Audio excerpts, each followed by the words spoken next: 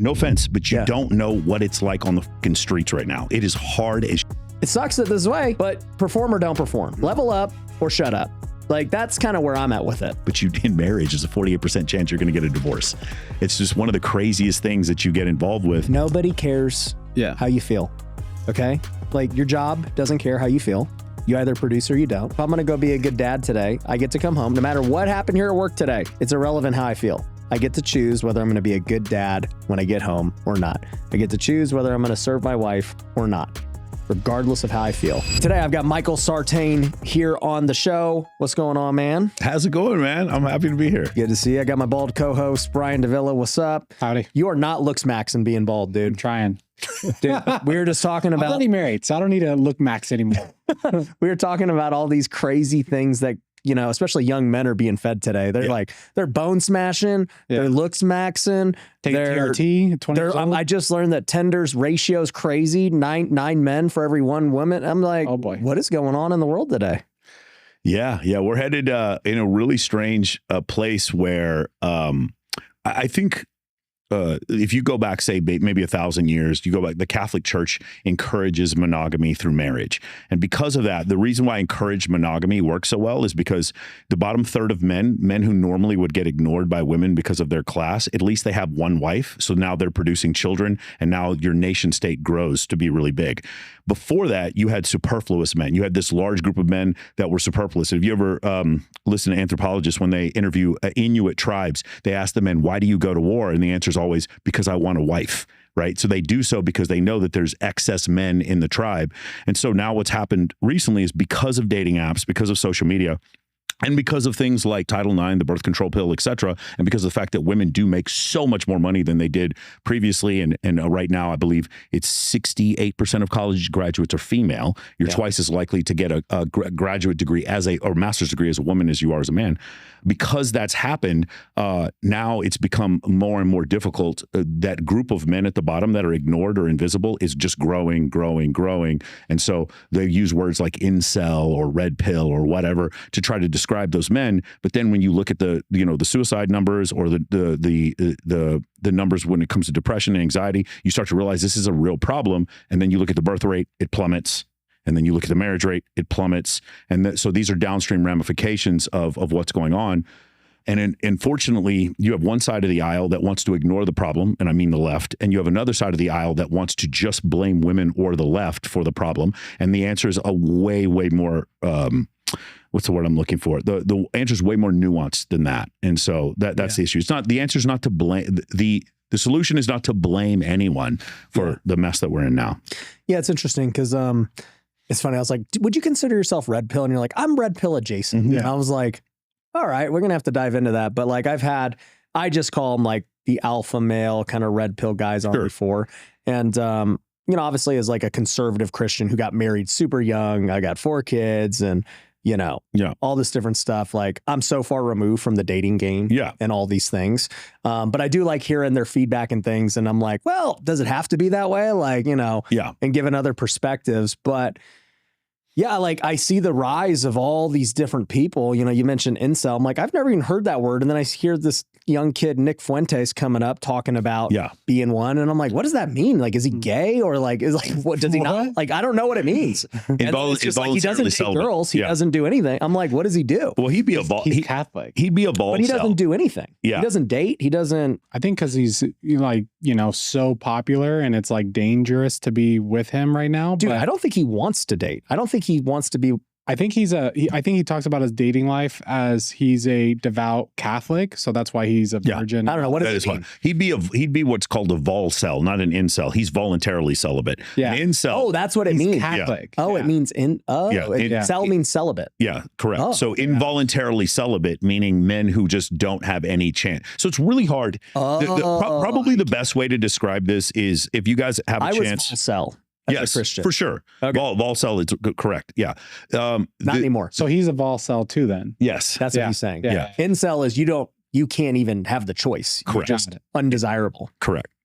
So I would recommend people watching this to check out some of the videos where women take over men's dating app accounts. So you'll take a man who's average or even above average looking, and you'll have a woman take over his account and you'll tell the woman is like, hey, listen, do anything you can. Can you get this guy to go on dates? And maybe it's a real person. So there's this one great video where this girl, she's very pretty, and she has the account of one of her guy friends who she goes, he's like a 7, he's like a 6. He's okay, good, looking guy.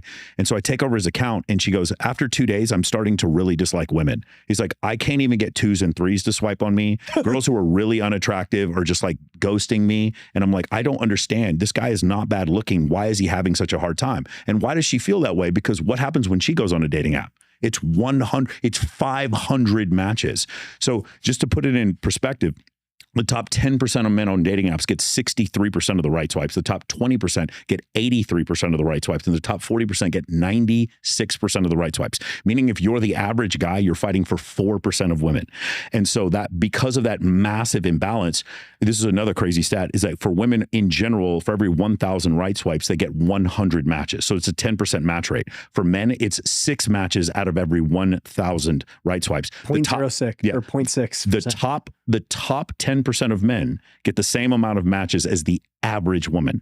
Right. Like that's how There's just a supply and demand problem. That's what it comes down Yes. to. I also feel like men just swipe positive on everything. So men swipe Before right. I was married on Tinder, it was just everything. I never got to use a dating played the app. numbers Like game. I got married in we started dating in 2011. Like they didn't really exist too much yet. I was around. It's kind of during taboo Tinder. even back then. I was like, you met online, you met on Match. That's so weird. Yeah. Men on general, about 60% of the time they'll swipe right. Women about 30%. But here's the main issue. So they got double Smart volume. guys. Yeah. So here's the I main just do numbers. The main issue is that the average woman doesn't think she's average. And the reason why she doesn't think she's average is because she's getting 100 matches. She's getting a ton of attention. Correct. Yeah. The main difficulty is this: when you have a girl who is just there's nothing wrong with being average. You're just an average looking woman, but you can now compete for the highest status men because of social media. And so what you'll have is women who are, slightly above average or average, and they'll slide into some guy's DMs offering sex, basically. And the guy's like, okay, I'll accept it. Some center fielder, power forward, movie star, personal injury attorney, whoever. And she'll send the message, and the guy will accept it. And she'll be like, because I slept with Lamar Odom, or because I slept with Tristan Thompson, or because I slept with, whoever, then that means that's the level that I'm now looking for, and I'm stuck on my highest setting. And so now they go back and they meet a guy. The average guy in the United States is 5'9" and makes $59,000, $61,000 a year. Whenever I have women on my show, I have about 10 women to come on my show every other week. And whenever I have them, it's like, ladies, who here is interested in a guy who's 5'9" and makes $59,000 a year? And we ask them, like, what does the average guy in the United States make? And I'm serious. There's women in there that are like, he makes $400,000 a year. They think the average guy in the United States makes $400,000 a year. The average guy I talk to. The first episode we did, we asked a lot of the girls have caught on and they've looked up the stats. But the first episode we did, we asked the ladies, like, how tall do you think the average guy in the United States is? She said 6'2". They think they're 6'2" and make $400,000 a year. And it's just madness. And then when you explain to them, 17% of men in this country make $100,000 a year. They're like, what? And then we show them, like, so you want a guy who's not married, who's not obese. Where are you finding these girls at? Yeah, like are these just So here's the funny part, because this is the criticism we get all the time. No. Several girls that we have on the show have master's degrees. Several, sure. Like, we try to make absolutely sure. But they're all from social media. You find them on social media. So mother's master's degrees and married. Those are the 3 ones that we look for. And then everyone else, we might find. Wait, they're mothers? What'd you say? Master's degree and married. Those are the 3 ones that I look for the most. Mary? Yeah, and married. Oh, they are married. Oh, okay. Yeah, and when we ask them, we get the same answers. They all think the same because social media's trained them to correct. That's exactly right. Now, I'm not saying like now, if you were to ask them now, because whatever podcast Fresh and Fit and us have been doing these shows for 4 years, we got to the point now where women already know. It's like, okay, I get it now. Like, for a man for a man who's over 6 feet tall and makes $100,000 a year, that's 2.2% of men in the United States. At first, when they heard that, they were stunned. They were blown away. And it wasn't like, we're talking, these were highly educated women who've believed this. The idea that it's just like dumb girls from the club or it's strippers versus women who are really highly into, it's not. Well, that's what I would have thought. These were just promiscuous girls. The answers are ubiquitous. Like, it doesn't matter who we ask, we get the same Christian women. I mean, quite the same thing. Like, why would they think any different? Like, they don't look up demographic data, and they're more humble. I don't know that Christian women are more humble. So here's another issue. True Christian women. So here's another issue that we've seen happen a lot, which is I had Andrew Wilson on the show, and we talked about this phenomenon that's happening where a lot of women will have a past in sex work or something like that, and then they go back to the church once they turn, usually it's always when they turn 29 or 30, they go back to the church, and then they become born again virgins, even though they used to do pornography or something like that. And so now I'm taking a man who maybe waited a long time, maybe he's 25, 30, and he's waited to become a virgin, and now I'm putting him in a singles group with a woman who used to be a sex worker. Like, it doesn't match. Her technology is 100 times more advanced than his. It's Christopher Columbus coming against the Native Americans. He has no chance. And we see this all the time. And it's the church often that's doing this instead of recognizing, because that's the thing. The church brings you absolution. I'm a Christian too. The church brings you absolution. The church gives you forgiveness. Well, that's fine. But a lot of these guys were like, well, the church said I need to remain chaste until I'm married. And a lot of these women were like, I'm going to go have my fun. And now I want to get serious and date with intent. So I'm going to go back to the church because the church is going to find me a good man. And then we end up in an even worse situation with the divorce rate being as high as it is. Like, for the first time divorce, I believe it's in the high 40 percentile. Are you implying that women are more promiscuous than men? No, of course not. No, I mean, not in general. No, men are always going to be more promiscuous because we have more testosterone. What I'm saying is, though, often what happens is there are women who are promiscuous, and when they want to leave their life of promiscuity and they want to have a family and settle down, one of the avenues that they'll choose is to go to the church. It's not the church's fault, but they'll go to the church. The church does. John 3:16 is very clear on this. If they ask for absolution and forgiveness, they shall receive forgiveness. Yeah. But they go back into this thing, but they act as if, then again, if a guy steals his whole life and he goes to the church and he asks for forgiveness from God, I can still forgive him, but I'm still not going to do business with him. Does that make sense? I can still have discernment without judgment. Right. And so what's happened is now you see this very frequently with these OnlyFans creators who are like multi-millionaires, that they made all this money from doing OF, or they made this money from doing pornography. They start talking about how Nala Bay, I think that's her name, like Nala Ray, I forgot what her name is. She's now going back. She goes to the church, and that's how she found her husband. But these girls have got to be outliers. Like, I get that they exist, but like, let's talk about like the common girl, right? Yeah. Because we're talking about the average man, and then the average girl. And so I get your point. The common woman in this world, in this country, is overweight. Number one. And she thinks that she's about 3 points higher than she is as far as her physical attractiveness. That's the common woman. We keep thinking that's your like perspective. That's not like, no, that's statistically from where. But what peer-reviewed statistical facts. The average man though? He probably thinks similar. From? Evolutionary. It's a great question. They're from evolutionary psychology studies from the University of Oxford, Harvard. They're also from the University of Texas at Austin, University of New Mexico, Oklahoma State, and Texas Tech. That's where this stuff is coming from. This is the part that really offends a lot of people, is when I back up everything I'm saying with data, because again, you guys are married.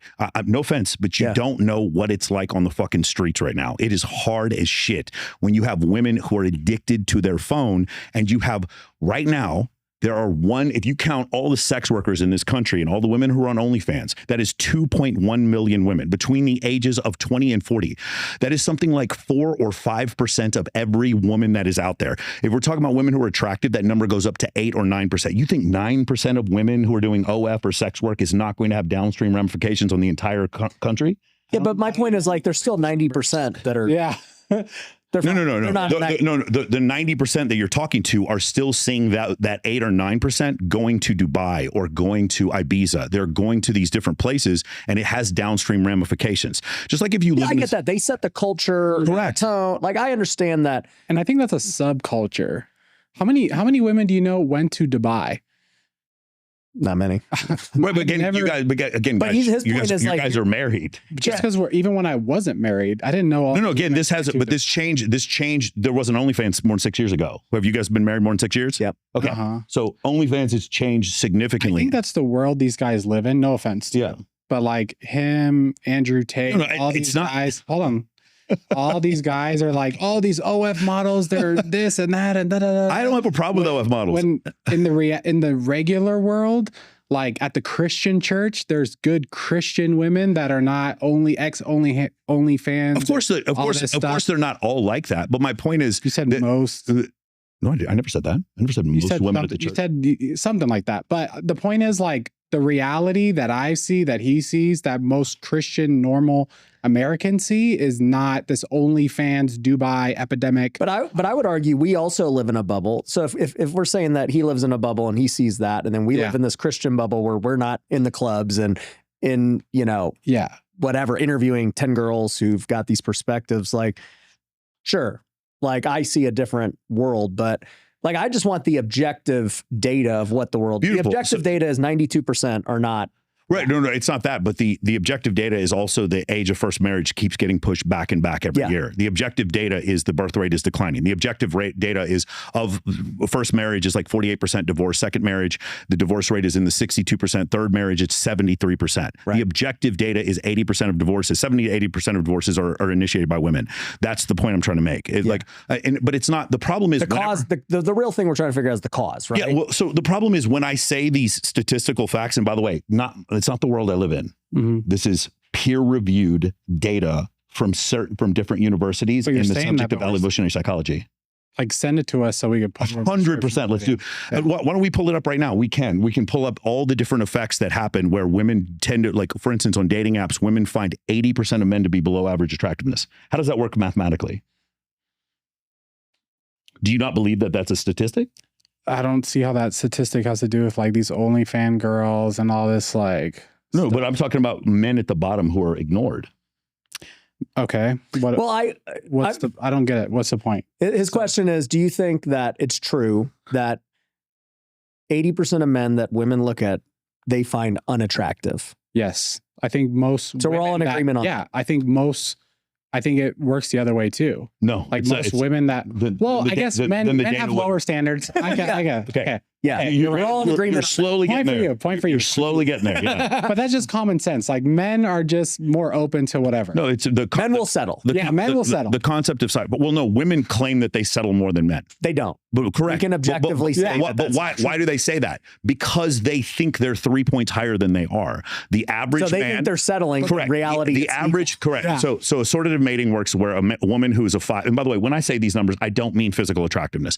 I mean that if we took like their dating profile and stratified 10 million men and women, whatever the median one, we'll call them a 5. I'm not trying to objectify people by their physical attractiveness. Are you talking though, even with their points, that includes looks, personality, career? What are we talking about here? All of the things that would make them desirable to the opposite sex in a sexual marketplace, those are all the things. Looks and personality. Looks and personality could be the thing. However, you will say that like it's a little bit weighted more towards looks when it comes to women and a little bit weighted more towards status when it comes to men, right? And those things in the sexual market value, the things that make a man who would be a median man in the sexual market value and a median woman in the sexual market value, she has no interest in him.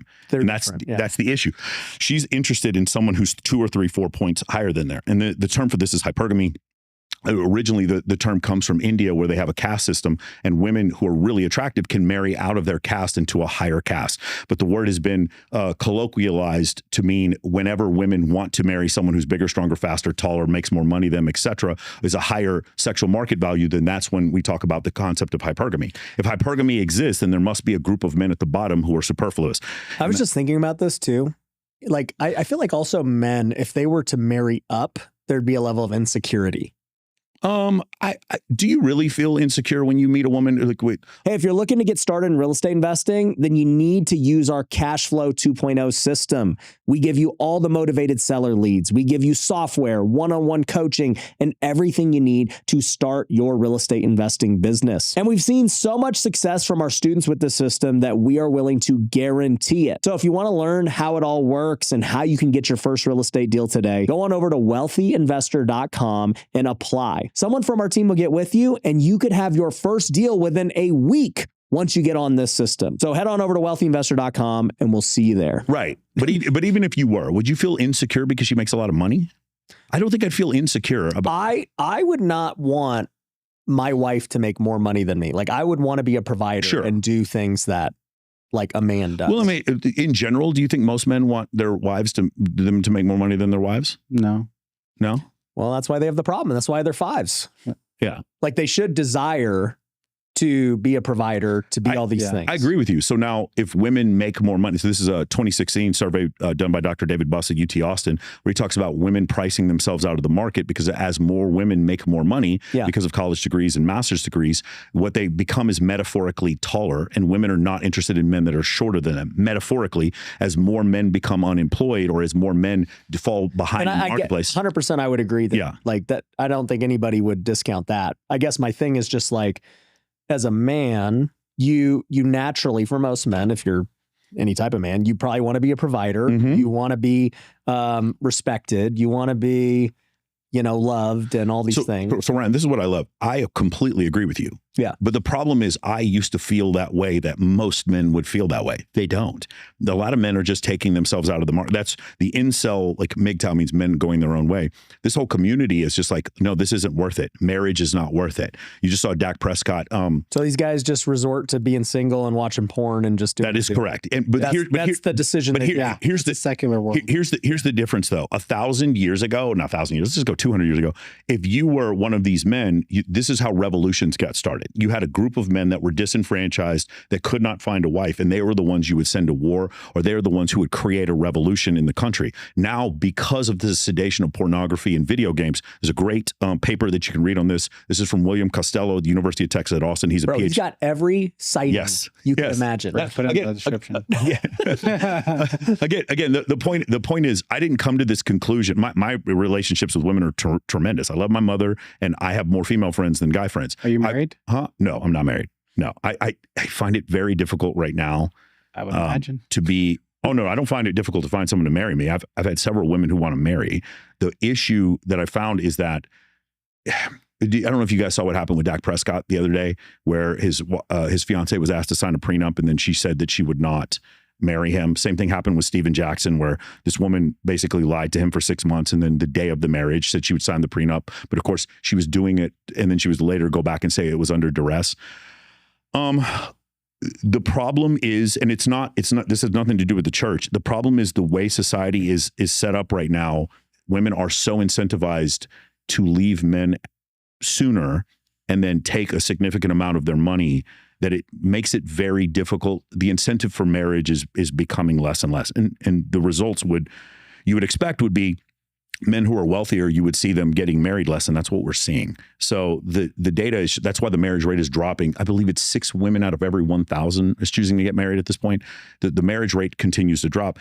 It's getting harder and harder. The deal is getting worse and worse. So like, again, someone like Andrew Wilson, or even Myron Gaines, he said this, the only real reason to get married is for religious purposes. Exactly. That's the only reason. Secular marriage doesn't make any sense. And I totally get that. I agree with that. That's what I'm trying to say, is pretty much everything you're saying is just secular beliefs and secular reasoning. Because if you go to a church and you meet a true Christian woman, they're looking for marriage. They're not looking for sex or hookup culture or all that. And he's saying a true Christian. True Christian. No, again, I'm with you, but then the data would then show that there's this massive amount of true Christian women who are looking for marriage. And in general, the number of women looking for marriage is plummeting.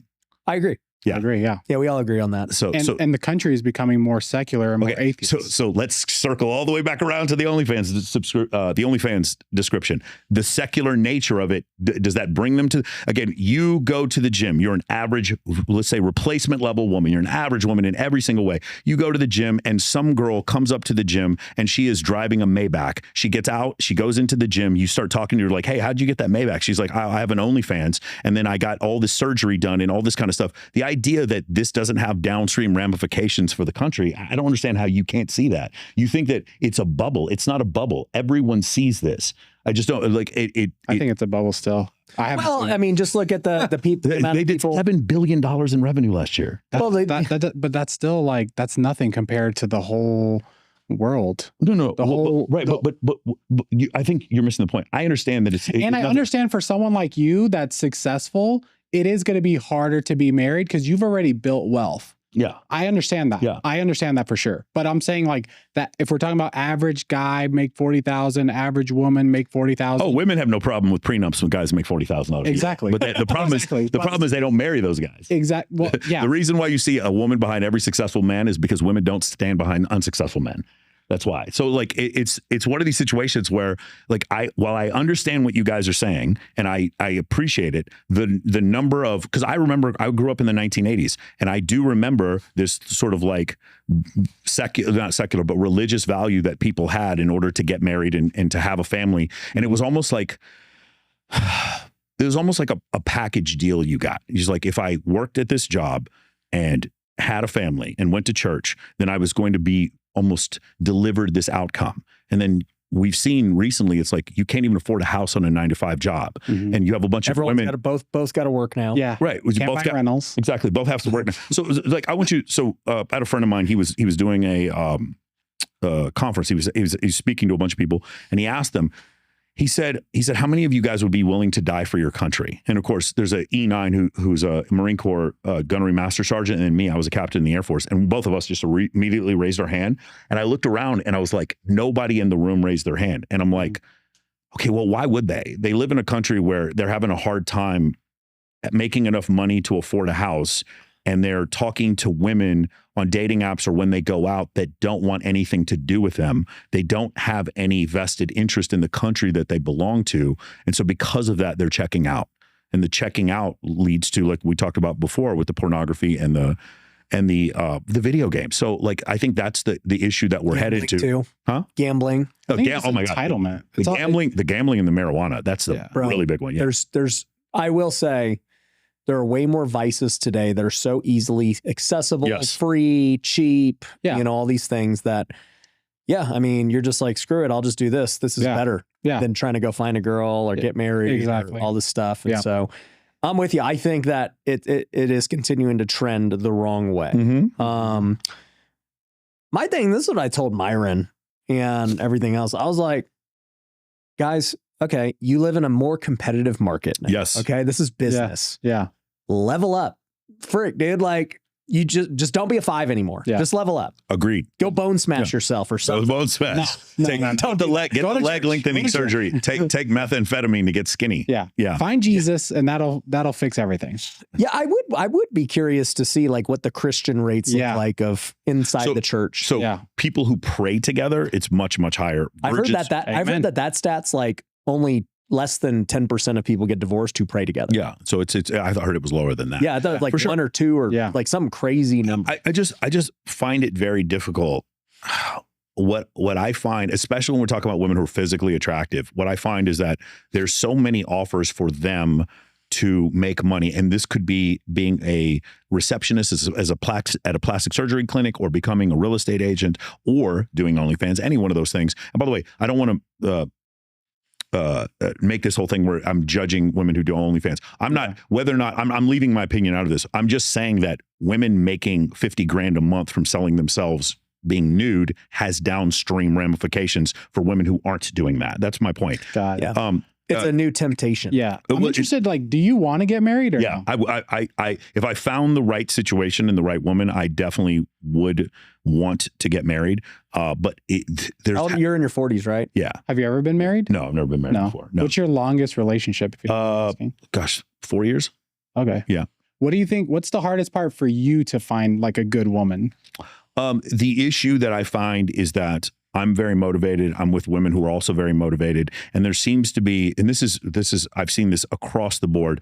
Either you find women who truly only care about a man for his money, which I think is severely problematic. Or in my last 2 relationships with my last 2 girlfriends, I would literally say, hey, I would very much like for you to quit your job and I will take care of you. I don't want you to work anymore. I don't really like the fact that you're going out to these places. There's all these dudes hitting on you. And both of them were like, I still want to work because I don't want to end up in it. This is a very, very common thing I hear from women. I don't want to be in a situation where I'm completely dependent upon a man, because then he ends up cheating on me and ends up running out on me. And so because of that, so now you have the lack of trust, the insecurity from a lack of, but they're being taught that. Like if you go on TikTok, it's like, it's nothing but content creators telling you to not to trust men. But then you're telling them that you want to sign a prenup. Is this a hypothetical? You mean in general? Yeah, with these girls that you want them to quit their job. You would definitely have them sign a prenup at this point. Yeah, I mean, I would, or not get married under the eyes of the state. I might have a religious ceremony and not get married under the eyes. One of those. That would cause like insecurity then, because it's like, hey, I don't want you to work. I don't want, of course, you need to sign a prenup. Right. And if you're dating women that have careers and then trying to change their life instead of looking for a woman that wants to be at a home, stay homemaker, whatever. Let me give, so this has always been my thing every time I've had this conversation. I think this goes one of two paths. So let's say you're on the current path. I had this conversation earlier of like, okay, you're a highly successful man. You also want like I don't know what you're looking for exactly in a partner, but I had a guy on, he's like, yeah, dude, like I want a woman who's got the drive that I want. And, obviously looks and, she wants to build with me because I'm an entrepreneur, I'm building a business and all this stuff.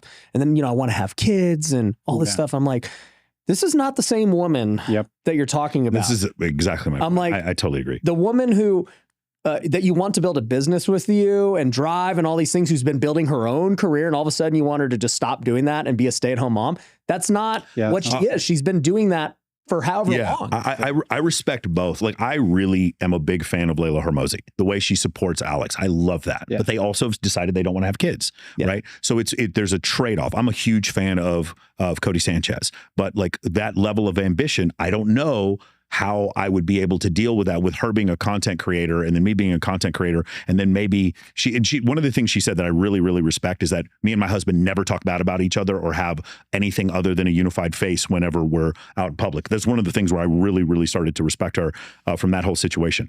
The issue is, like you said before, women are being taught in general, maybe not in the church, but in general through social media, that men are either Homer Simpson or they're Jeffrey Dahmer. They're incompetent or they're dangerous. And they're like, you can go. And the thing is, while it sounds crazy, if you look at the engagement that Wizard Liz or Shira7 or some of these other content creators will get 3-4 million likes a post for saying absurd things about men.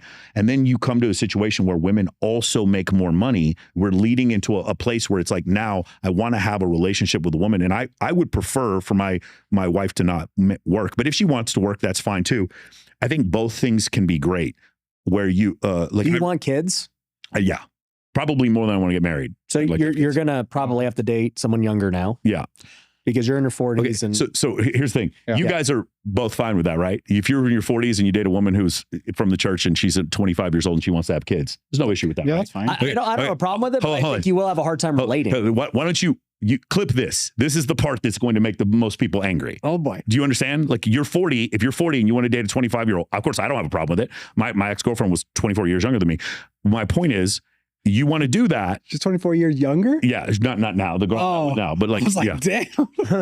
But my point is that's something that's happened in Christianity for 2,000 years, was older men dating younger women or marrying younger women to have children. That is not something that is out of the ordinary. Do you understand that you guys agreeing to that? There's women out there that will call you pedophiles, that will absolutely say that you are a 25-year-old. Yeah. Yeah, there's I'll show you a clip right now. Yeah. I'll show you a clip right now that's got like 1 million likes on it, where a woman says, any guy who thinks that a 30 is too old, you're a pedophile and you need to go to jail and then you need to go to hell. How could you think a woman is too old when she's 30? Yeah. You're disgusting. You're gross. And you're watching this and I'm like, okay, wait a second. What's going on here? Like, my point is that narrative is so prevalent right now. Is it everywhere? No. But the idea that social media is not having an effect downstream. One of the best books to kind of prove the point I'm trying to make here is called The Anxious Generation by Jonathan Haidt. And he goes over the concept where women born after 1995, or men or women born after 1995, they had cell phones when they were going through puberty. This was the first generation of children that had cell phones through puberty. And what happens to a child when they have a cell phone through puberty is higher levels of depression, anxiety, and ADHD. Yeah. And I didn't get a smartphone until I was 29 years old, right? I had my first cell phone when I was 23. So for the most part, more developed. But the fact that when you have 12 and 11 and 12-year-old kids having these smartphones, you're getting to a place where high levels of anxiety, low levels of trust, high levels of depression. And so if there's any solution that I thought was probably the most prevalent, it was to make cell phones in high schools to be like a federal offense. I really think getting rid of cell phones in junior high and high school, smartphones in junior high and high school, is probably the biggest thing that we could do to stop this thing going in this direction. That'd be wild. Yeah. Definitely junior high. But I don't think you should have a smartphone until you're 16. I think it's like a license. It's like a car license. Yeah, I really don't. So back to, just my point earlier, it's like, as you get older, would you agree that it gets harder to date as you get older? I don't think so. I don't think so anymore because of TRT. I really don't. I think it's way easier now. But as you get older as a woman, it gets harder. Yes. Well, absolutely. For sure. Yeah. It's the because the thing men can date down. It's harder for women to date down. And is it easier for you because you're successful? Well, of course. So now you can kind of it's all about status. Yeah. Yeah. So in any case, it's status, but like most people are going to have more status at 42 than they will at 22. You'll have more money. You'll have more wealth and more experience as well. But the other thing that I'll say this, this is, gosh, I'm going to get in a lot of trouble. Here's your TikTok clip. This is the most feminine generation of 20-year-old men I've ever seen in my life. It's Tekashi 6ix9ine, the Island Boys, it's Harry Styles, and it's Machine Gun Kelly. It's pink dresses and blue hair, and it's like this is what women are being offered now. I think it's never been easier to be a 40-year-old man to date a woman who's younger because their options of these men who have ADHD and suffer from high levels of anxiety and dress like wear pink dresses. I don't think women are looking for that. And because of that, I've never, and by the way, the girl I'm with now, she's 18 years younger than me. I didn't go searching for them. I didn't say, hey, I want you because you're super young. 20-year. I didn't want the girls to find her. Where'd you find this girl? The one I'm seeing now, I met her photo shoot. And then the one before that, I'm the host of Swimsuit USA's World Pageant. World Championship, and she was there. She was one of the contestants. Nice. That's nice. Yeah.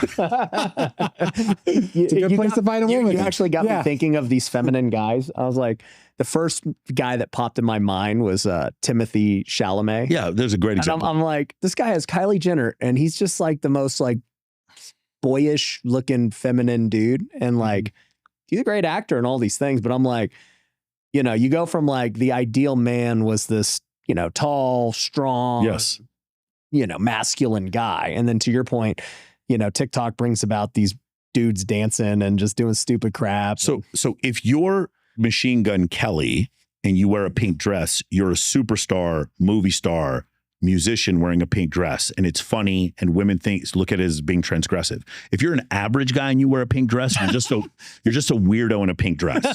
So my point is, your whole thing about being these big, strong alpha male men, if you're an average guy, that is kind of what you need to aim towards rather than getting tattoos on your face.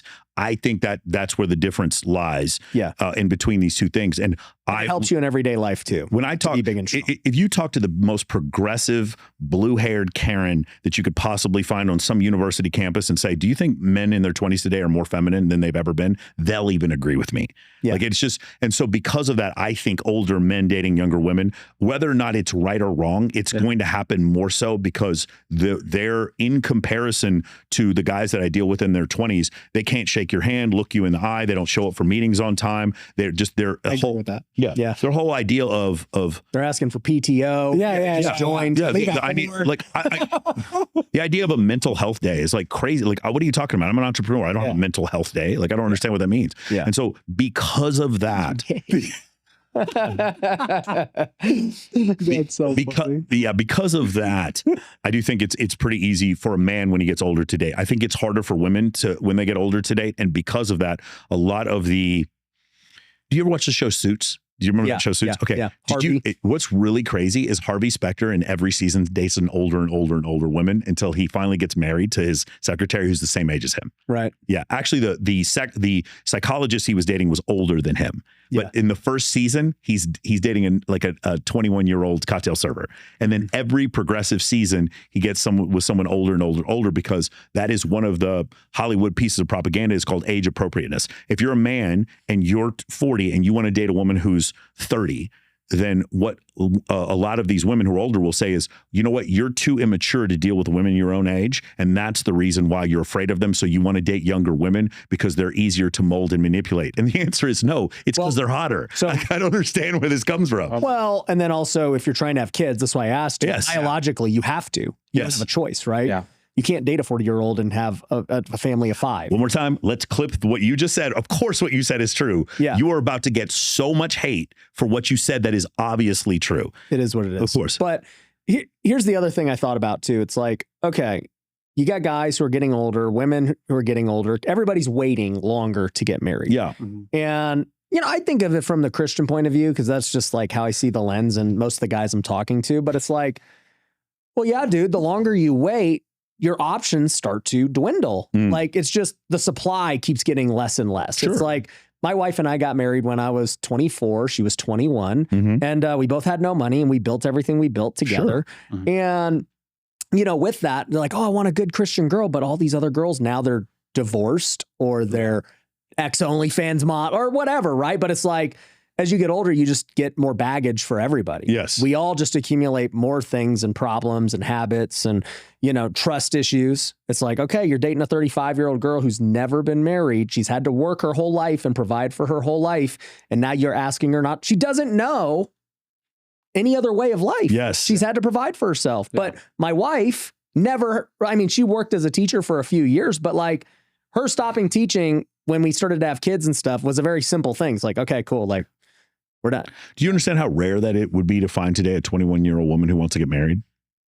In the Christian church, you'd be able to find it, but in secular world, it's like a needle in a haystack. Yeah, it's for sure. Extremely rare. So like, yeah, I understand what you're saying, but like for a lot of guys, it's going to be difficult for them to find that. Would you think that getting married younger when you're both just at this point, you know, I know from the Christian sense, I think it's good, but from a secular sense, it would be easier than what the alternative has been? Do you think because that's what we used to do. Everyone got married younger. Yeah. They didn't wait till they got established and status and money and all this crap. But now we're told, hey, wait till you're established. Wait till this, wait till that. I think if there were younger women who wanted to get married right now, first off, men would get married at a much higher rate. I think at younger ages for both. Correct. No. For women. I don't think for younger ages for both. I think if there were women in their early 20s who wanted to get married more, then more men would get married. But so few women in their early 20s want to get married. The average age of first marriage is 29. It's about to turn 30. Yeah, it keeps getting up. Correct. In 1950, the average age of first marriage was 22 or 23. Right. Now it's 30. So like that's one of the big issues. But I don't see men and women as being the same, just because the reproductive career for a man is much longer than it is for a woman. Like men in their 60s have kids. Women generally, it's very difficult. You have about a 5% chance. You have about 5% of your eggs left at the age of 40. So it's like very difficult. And that's an unfair biological double standard that exists. But as far as being secular, I don't know that it's easy to get married being secular in any way whatsoever. I think it's difficult. Like you. Oh yeah, for sure. It's not ideal. I don't like Myron's my friend, but I don't want to sound super like Myron right now, but I'm going to sound a little bit like him. There's not a whole lot for a man to get out of marriage if you're secular. Yeah. There's almost nothing that you can't get from being single that you could get from being married, but you take on the added responsibility. Like I want you to consider if you bought kitchen equipment and then they told you there's a 48% chance that your kitchen's going to catch on fire. Would you do that? There's a 48% chance your house is going to burn down. You would never accept those statistics, but in marriage, there's a 48% chance you're going to get a divorce. It's just one of the craziest things that you get involved with. And then when you get a divorce, the issue happens for a man is like the world is encouraging her to divorce you. They are. Like they get online, it's like find yourself, eat, pray, love. Stella got her groove back. Like there is so much. Eat, pray, love. Yeah. They want you like and so from that standpoint, I'm not saying if you have a good woman who wants to be with you. I'm just saying in general, the world is incentivizing women to be independent and leave men. I'm not criticizing that, by the way. I'm not actually criticizing. I'm not even criticizing OnlyFans models. I have tons of friends that are OnlyFans models. My point is the idea that what happens downstream, that we're just going to go back to the way things were in the 1980s, it's just not going to be like that. And eventually we're going to get to a point where very, very, very few people are having children. Right. Like very few. And so I think so we all agree on the trends of where things going and different possibilities of root causes and all that. What do these men do? Yeah. What's the solution? Yeah. So, my solution is become the leader of your social circle, because ancestrally, there's a great book. It's called Evolution of Desire by Dr. David Buss. And he talks about it near the end of the book that throughout history, men who had had stronger networks, had more access to sexual selection and more access to resources. And so I believe it's an adaptation for men throughout history. The ones who were better networkers, I mean, you work in real estate, you understand this. What was it? Dan Pena said something like all of you are 10,000 handshakes away from becoming multimillionaires or something to that effect. Mm-hmm. Bradley, your network is your net worth, that kind of thing, right? Yeah. And so so Bradley invented that Bradley. thing. No, okay, he didn't invent that. The great Bradley. Yeah. Wow, Maybe he did. I did not know. Maybe he did. I mean, Brad's been around for a while. Yeah, Brad's been the around. wise Nostradamus. Nostradamus. Bradley. But anyway, you're correct. Oh, Jesus. I'm sure he didn't make that up, but he was the first guy I heard that from. And so I think the solution is now, because really attractive women are taking themselves out of the bars and nightclubs on top of the fact that this younger generation isn't drinking nearly as much. Yeah. So the way that people were meeting. That's about the only good thing that's happening. Social media, yeah. The way, teenage pregnancy, do you remember when we were growing up was a big issue? That's gone. Like that doesn't even exist anymore. Like Good job, TikTok. Yeah. Yeah, you know what? Now that I think about it, like, Also, it does seem underage kids drinking and driving and getting in car accidents, that's gone now. That doesn't happen either. So there are certain things. So basically, alcohol was the problem. Yeah. with all those. Yeah, exactly. Directly correlate alcohol caused a lot of that. Yeah. Pregnancies and DUIs. Dude, the 90s, the teenage pregnancy problem was outrageous. Like back when I was growing up in Dallas, it was crazy. Anyway, so what we were talking about before, the solution. the solution, I think, would be, like, let's just say you become the social circle leader of your running club, your yoga class, let's go to the escape room once a week. Let's have an animal rescue charity. Let's have a charity for ALS or a prostate cancer or breast cancer. You want to talk about a charity? You throw a charity event and have tons of beautiful women show up. Throw a breast cancer awareness charity, and you will have tons of beautiful women show up to that. Like I said, animal Probably rescue. not wrong. Yeah. And you You want do to find girls? Throw a breast cancer awareness event. Yeah. So, Like I would not have thought of that. yeah. But I would, what I'm saying is I would be involved in like 12 or 15 different charities, very similar to what Mark Chinook does over there with Monday's Dark. It would be something like that. For a while, that was like a lot of my social circle and women that I met that I would end up dating. I met at philanthropic events. I think it's better to meet women in those type of situations. And so that's what I would do is become the leader of your social circle. The other thing I would tell you is stop being a consumer on social media. You can be a producer. Like you and I are producers on social media. Being a consumer on social media is so mentally unhealthy for you. But what happens is whenever we interview, I've interviewed hundreds of women. I say, how'd you meet the last 5 guys you dated? And the answer is always, I met them either on social media, I met them through social circle, meaning a friend introduced me, or I met them at an exclusive event. That's always what they're answering. Like, did you go to a guy come up to you in a bar and pick you up? He's like, that's never happened. That just doesn't happen to this younger generation. Have you met a guy on a dating app? And it's very, very rare. Like, I don't understand. Really, that dating apps are rare. Do you think they should stay celibate? Do you think men should wait till marriage to have sex? I think men, so I have a lot of clients who are religious, and I do respect the fact that they want to wait till marriage to have sex. And I do think that there's also data that reports that men who get married as virgins, when the women are also virgins, they report like super high marital satisfaction. The problem is, I do think men need to at least it says in the Old Testament, he who puts his hand to the plow while looking back is not fit for the kingdom of God. God does not want you to be ignorant. And so I do think you do need to understand the opposite sex before you get married. So what I say is, I don't think you need to sleep with a lot of women, but I do think a lot of women need to want to sleep with you, meaning you have enough attractive qualities to where women find you desirable, and you also have enough experience, whether that be from like listening to your sisters deal with other guys or an aunt or having some female friends or whatever, to at least understand, okay, this is when a woman is genuinely interested, and this is just some bullshit to manipulate me. I think men need to at least have that level of experience.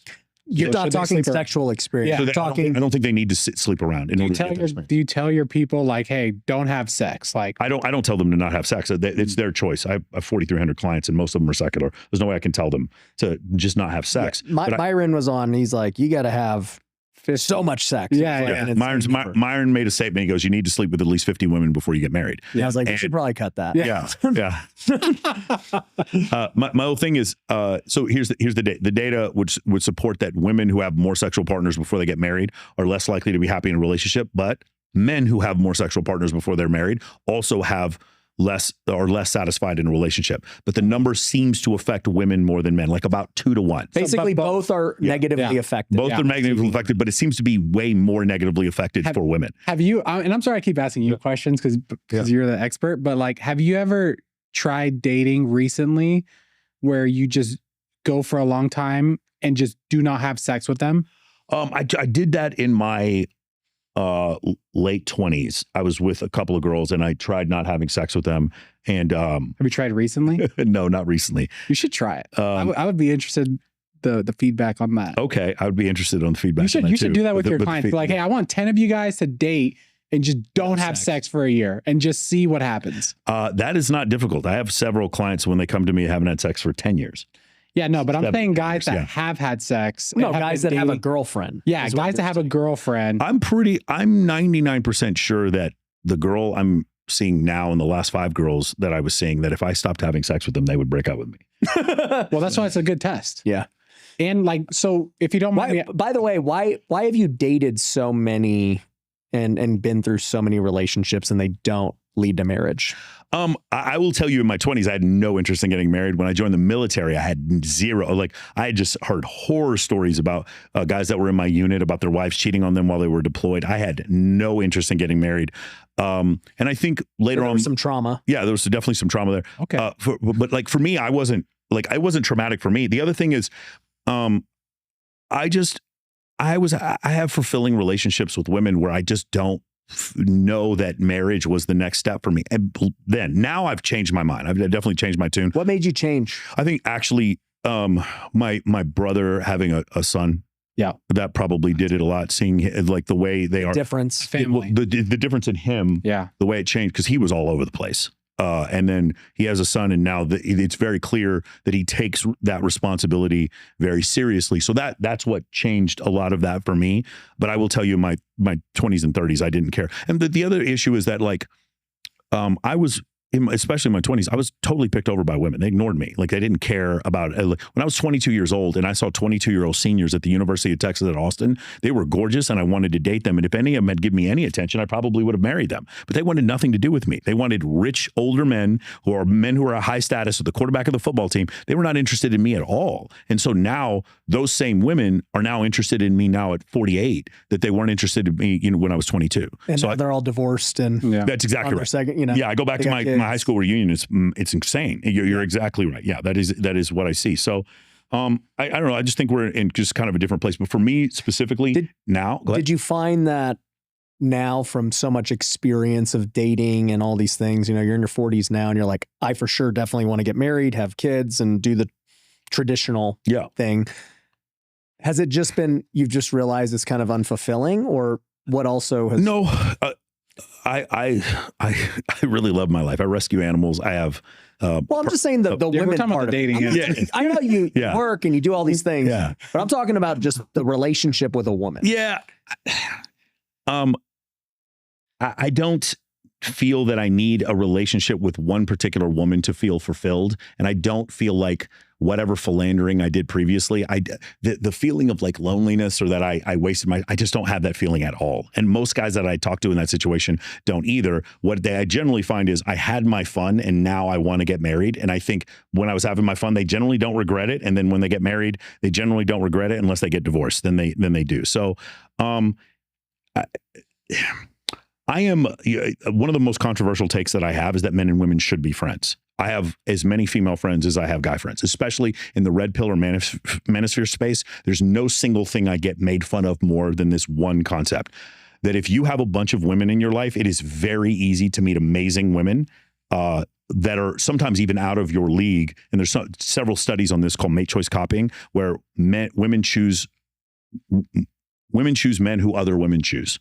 The fact that other women find you attractive makes more women find you attractive. You know what? You just made me think about something, because like, as married couples, whenever we have a single person, it's like, oh, we can do some matchmaking, right? And you're kind of talking about that, but then I'm like, in my mind thinking, from your perspective though, everyone's single. Yeah. Like, these single girls are going to introduce me to other single girls. Well, and it's like some of my married friends. It's this odd concept. So my best female friend is Kindly Myers. She's a huge model, and she's been married for a while. And she has been, like, the girl that I'm seeing now, I met, we're together in part because Kindly introduced us. Right. So it's like having a bunch of really either accomplished or super attractive female friends.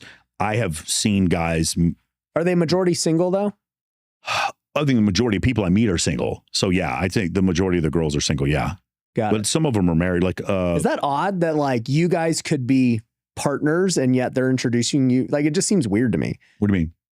Because you both are single and, you know, you're saying she's attractive and all these things. And yet maybe I don't find her attractive, or maybe she doesn't find me attractive. That could also be. I know, but it's just, it seems odd, but you're like high status wise, she's objectively attractive. Okay. So this is more of an advance. This is way off topic from what we're talking about now. Generally what will happen is if you're a guy and you have 10 female friends, and then you look totally platonic and you just friend zone them, meaning you don't show any intent to them, even if you do find them attractive.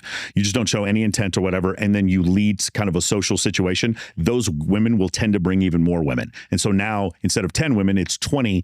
And then one of those girls sees that you're the guy who already had 10 women with you, and then they become very curious and often become attracted. And then the crazy thing happens is that first group of platonic women, they also become attracted. And this has just kind of been the cheat code that I've seen for men recently, is that the guys who are surrounded by other women, they tend to get chosen by women, you know, at a far greater rate. It's like the animals mate. Yeah. Well, that's circling, just waiting. Yeah, that mate choice copying originated from animal studies, and now mate choice in the 1990s, mate choice copying in humans has been something. It's just so odd to me, because it's like, if they're all saying, like, you know, you guys all could be potential partners, you know, and it's just like, well, Ryan, do you understand? Like, both of you guys, you're in decent shape. Yeah. You guys understand that your wives notice, like, part of your healthy marriage is that your wife, this is not a conscious thing, she understands that you have attributes that would be attractive to other women, but she got you. Do you understand that? Oh, my wife knows that. Yeah. Oh, yeah. Yeah. So, right. But do you, how many guys you remind her every day? I remember. Like, you see those views? Yeah. It's hilarious. These calves. Just imagine how many guys don't do that. No, right. No. Even so this is, Andrew Wilson had this discussion where we talked about the concept of obesity and how many people in the church are like married couples who are Christian who aren't having sex. Right. And it's like one of the things is like, he's devout Orthodox Christian. And he was like, if these married women would have more sex with their husbands, you'd actually see less of a problem. But there are a lot of churches, when you go to Sunday sermon, and the Sunday sermon is a lot of, hey, men, you need to step up. Well, I get it. Men, we need to step up for sure. We've already cleared that. We've crossed that hurdle. Amen. But I rarely hear women, you need to also step up. I don't ever hear, whenever I hear these guys preaching, I just don't see the same standard being held to them. Yeah. And then also it's like, I really do think, this is maybe controversial, the church needs to promote fitness. Sorry. I just think they do. The church needs to. Your body's a temple. Correct. The church needs to promote you being under 15% body fat and you two finding yourself physically attractive so that you can have kids. I just think that's that's a great segment. What church do you go to? Hold on. This is a great segment for All Pro CEO, my new fitness company. Oh, there we go. There we go. Let me plug that. We can help everyone get healthy. Yeah. What church do you go to? Right now, there's not one that I go to. I go to a different, it's called Fellowship Bible Church in Dallas when I go back home to see my mom. But here, it's like a non-denomination. Yeah, non-denominational. Have you tried City Light Church? No, I've not tried City Light Church. You want to come to church with us? Okay, well, I may be able to do it. Let me see if I can. How early are we talking? It's 9 a.m. There's nothing I'm doing at 9 a.m. Or 10:45. 10:45. You don't have a 4 p.m. service? There is. Oh, actually, Saturday nights. Yeah, Saturday. Yeah. There's a 4. You could do a Saturday night. There's 5 services. Okay. What time do you wake up? Yeah. It depends. So, because I have clients that live all over across the world, I actually go to bed probably around 2 or 3 in the morning. Oh, so wow. Maybe get up at like 10 or 11. Damn. Yeah. I have so many European clients, and the time that they can talk to me is at night. So, is this a bigger problem in Europe? The bigger problem in Europe is that the amount of men who live with their families is outrageously high. Like that live with the percentage of men who live with their families until they turn 30. I forget the exact number, but it's multiples of what it is in the United States. Are they Hispanic? I feel like that's like it's funny. Oh, they're white Europeans. Yeah, Europeans. No, sucking on their mommy's titties. Yeah. That's a pretty massive issue that they have. That's a massive issue. Yeah. I just, and the funny thing is, you brought this up before, saying you're a conservative Christian. Here's the funny thing I find is that when I espouse these opinions of like, in general, a man should lead in a relationship, you guys, that's not a controversial statement for you. It is a very controversial statement in general. I agree with you, obviously. Yeah. But when I have these conversations, here's the crazy thing I find. Really attractive women tend to agree with me all the time. It's actually women who are not as physically attractive. They're the ones who have massive problems whenever we say stuff like that about the idea of a man providing and a man leading. They are the ones who seem to have a problem with that. There's actual studies that show that you are more likely to be a feminist the less physically attractive you are. That's actual data on that. Have you seen that guy He's the black pastor. Jesse Lee. Is it? No. It's like, why are you? Oh gosh. No, not that guy. No. Oh yeah, he's incredible. He's the one who thinks that the slavery was fun. Well, no, what's his name? He's always bringing feminists on and different things. What's her name? What's his name? Why can't I remember? Jesse Lee Peterson? Is that it? Yeah, I think that's his name. That he goes, you ain't never lived till you pick cotton. He goes, slavery was fun or some shit like that. It's crazy shit, bro. Well, he'll like have a feminist on, a girl or something. He's like, she's like, I would only date a feminist guy. He's like, so is he gay? Yeah. Like, what does that mean? She's like, no, there's lots of guys who are feminist and everything else. Additional data, you'll love this. Progressive women say they cannot date progressive men because they're too feminine. And often you see progressive women finding conservative men to be more attractive. Why would a conservative man want that? Huh? Why would a conservative man want a progressive woman? Yeah, I'm not saying he would. Yeah. What I'm saying is she finds that. She wants what she wants that because her biology. Well, her cultural learning has taught her an egalitarian nature, but her biology, like you said, wants a man to be with. There's a great clip. We're going to actually react to it tonight on my show. And it's a woman who's in her 40s talking about my body wanted for me to have children, but I ignored that because it was below my standards. And now I just make love to my path and my purpose every day. I'm connected to source and I don't need men to bring me down. And it's just like thousands of women like, you go girl, yes, princess, whatever. When you're just looking at a woman who basically probably fell in love with a man who didn't want to commit to her, and now she's 40, and now she's starting to realize this isn't working. So she's retconning it as if this is her decision when it isn't. Yeah. Like that's the issue. And so that whole belief is kind of where we are now. And that's the pervasive narrative. It's not, the pervasive narrative is not, hey, you know, women would be happier. The number of women over the age of 40 who are on SSRIs is skyrocketing. Why is it skyrocketing? What is an SSRI? Depression medication. Oh, yeah, beta blocker, stuff like that. And so we're being taught on the one hand that women don't need to get married, that marriage is oppressive, that having children is something that's oppressive. And then we see women over the age of 40 who are suffering from massive levels of depression, but we don't want to connect the two. We don't want to connect the two. And so I think that's another issue. I mean, it's once again, and I would argue this for most people, like, I don't know. It's hard to be alone. It just is. Sure. It's hard to be alone. It's very difficult. So, I mean, you're in your 40s now. You've tried dating. It hasn't worked out. No. It's worked out just fine. Like that's one thing I will say. I'm not talking about you. I'm talking about the woman. Oh, yeah. Who's like this. Talking about me. I was like, he's like, bro. My dating life has been phenomenal. I'm doing numbers. We're killing it. No, I'm talking about the majority of the world. Like you're in your 40s now. You're still single. And it's just like, man, dude, like what did I do wrong? What could I did in my past that prevented this outcome? You want to have that belief, but then you go online and you're being told that you're in your 40s and you're single because the men who are in their 40s are too immature to deal with a grown ass woman like you. Yeah. And your baggage. It's like, why would I deal with your baggage? Why would I deal with someone who doesn't have your baggage? Well, I'll tell you, you said that at the church, women need to be called out more too. And like my wife and I, when we do our events and stuff, we always do stuff on stage, and, she runs a Bible study. And so she's really also, like, at least for us anyways, pushing the women to be better. Yeah. Have more sex with your husband. Serve your husband better. Do the things that you're supposed to be doing. I think you guys are making these amazing points that, of course, I agree with. But do you understand how the general public finds what you said to be horrifically misogynist? But remember, you to tell women to have more sex. Dumb. Yeah. Well, there you go. Thank you.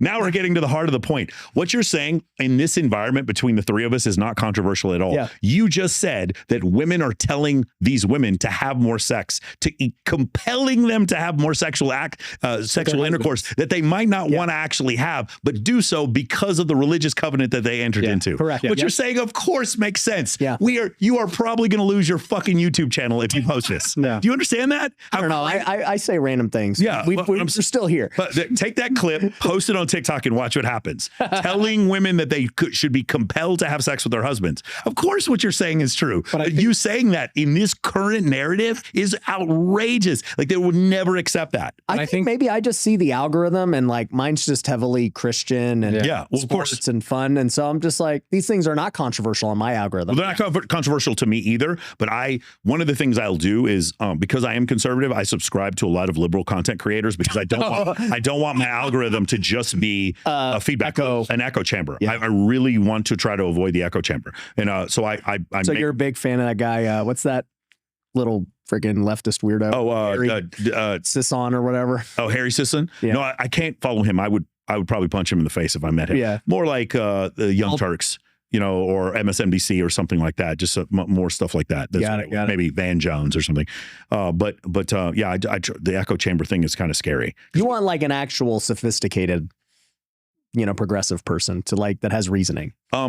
That would be great. So we try to find those. So we did an election. So during the election, we did Access Vegas, my show. And when I went out there and I tried to call as many liberal women as I could, I was on my notes. I was on story. I was like, is there any, you ladies who are progressive, who want to make an argument for Kamala Harris, please come on the show. I'm not trying to make fun of you. I'm serious. We'd love to have you. I'm trying as many of you as I can. Nothing. Brian I voted for Kamala. Did you? Yeah.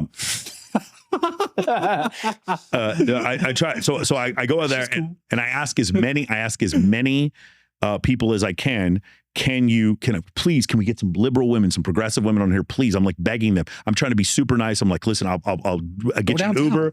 I'll get you an Uber. I'll fucking no. The point I'm trying to make is they existed. Yeah. It's just my algorithm would not let me communicate with them. Oh, yeah. And it was crazy. Never saw it. So now here's the other thing. I go on a debate the night before the election. Got Alex Playing with Fire, PWF.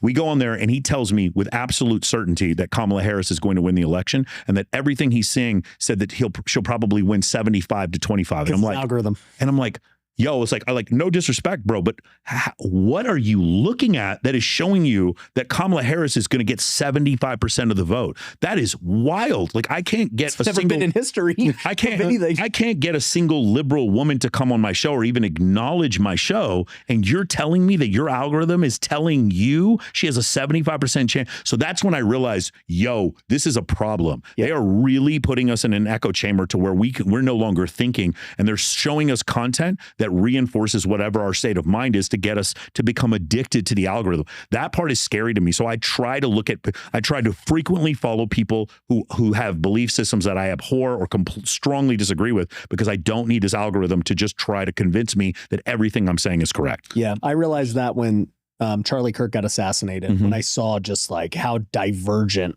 Wasn't it crazy? Like, so all the teachers and all these people who are liberals saying these horrible things about Charlie Kirk, they weren't on my feed. Yeah. But then I saw the reaction videos to them and I'm like, yo, where do these people exist? Holy crap. Yeah. And so I have one of my friends, he's pretty much a socialist. He has a socialist podcast where he talks about socialist ideas. He's a good friend of mine. 100% you could have him on. Is he in comes Vegas? No, he lives in Dallas. And I asked him about it, and it was like, I was listening to Charlie Kirk stuff and I was like, hey man, just, it's kind of messed up that these people are saying this stuff. They're going to lose their jobs for saying all these horrible things about Charlie Kirk. It seemed kind of obvious to me. It's like the man just died. He got shot. He was saying, like, if you disagree with, dude, I watched this one clip where he was like defending, he's like, I don't think homosexuality is good from a Christian standpoint, but like what you do in your bedroom is not really that big of a deal, and we shouldn't judge people for that. It was very progressive, or at least moderate. It was nothing about it was hateful. The things that Charlie Kirk said were not hateful. And I was talking to the dude and he was like, yeah, I'm in some group chats and all these liberals are just like making fun of the fact that he was dead. And I'm like, yo, that's crazy to me. Like, if you think any of us who really didn't like Barack Obama would be happy that Barack Obama or Joe Biden was assassinated while he's in office, you're out of your mind. Yeah. It would be horrible for this country. Yeah. And I would be horribly depressed if a Democrat president was assassinated while in office. That would be terrible. And the idea that these people were so happy that Charlie Kirk was dead, but I didn't see them because my algorithm didn't show it to me. Yeah. It didn't show me any of those things. Probably one of the funniest things I saw was, do you remember when Joe Biden came to Las Vegas right after the Trump assassination attempt? Do you remember that? Not really. So you remember the whole thing happens. Yeah, I remember that. Trump the attempt. And then Joe Biden, he has a motorcade going through Las Vegas and he goes, they provided extra security. And I'm like, why? Like, He's the safest president who's ever lived in the history of mankind. Who's going to try to assassinate Joe Biden? We're Republicans and we want Joe Biden to run. Are you kidding me? Yeah. Who's going to try? The liberals want Joe Biden and the Republicans want Joe Biden to run because he's going to lose. Why does he have any security at all? No one's going to try to assassinate Joe Biden. I thought that was pretty funny. But it was just like, he's like, extra security provided for Marine One. And I'm like, why? He could drive an Uber. No one's going to do anything to him. Yeah. Even then I remember they were like, right when it happened, it was like, okay, he clearly like got shot at. They're like, we're trying to see if it was an assassination attempt. Yeah. It's like, what are you talking about? Yeah. Like, he just got shot at. Yeah, it's pretty wild. But the Charlie Kirk thing happening, that's also what I recognize the echo chamber. And I call on people to try to come outside of your echo chamber and have conversations with other people. And I will say this, the conservative side of the aisle is way more open to having conversations with people they disagree with than the liberal side is. Yeah. So if you want to know like the concept of wokeness, people think of wokeness as being extreme levels of offendedness or extreme levels of cancel culture or extreme levels of progressive ideas. I believe wokeness means end the conversation. Closed-mindedness. Closed-mindedness. But it's like, if I have data, if I peer review data to stand behind the points I'm trying to make, your answer as being woke is to cancel me from speaking on your campus.